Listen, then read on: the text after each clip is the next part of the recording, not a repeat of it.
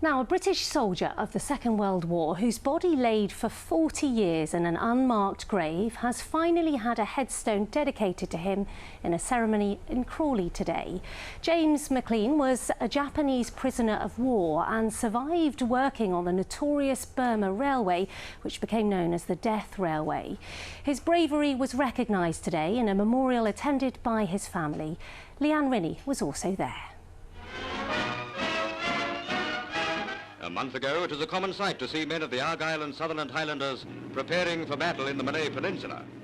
Now the island fortress itself is their battleground.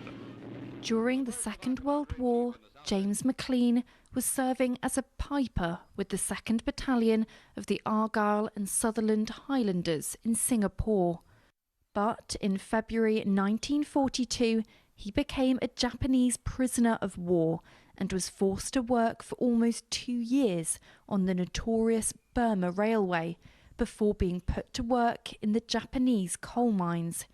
He was liberated in September 1945, returned to Scotland and had a daughter, but he became estranged from his family and relocated to Crawley, where he died alone in 1984 and was put into an unmarked communal grave.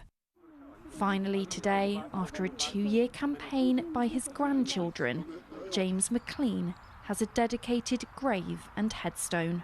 For him to finally be recognised is a great honour, especially from my point of view, and sort of for these two to be able to pass that legacy on and to know, what their grandfather went through or great-grandfather went through.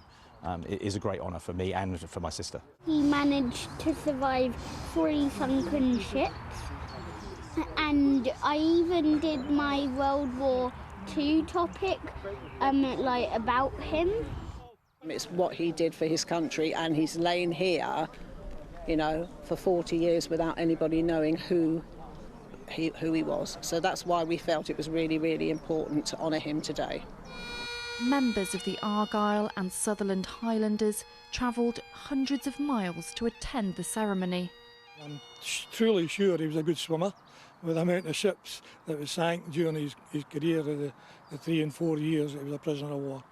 So we're all here delighted on behalf of the Argyll and Southern Highlanders to make this a good day and an honour for the Gear family and for the Mclean family.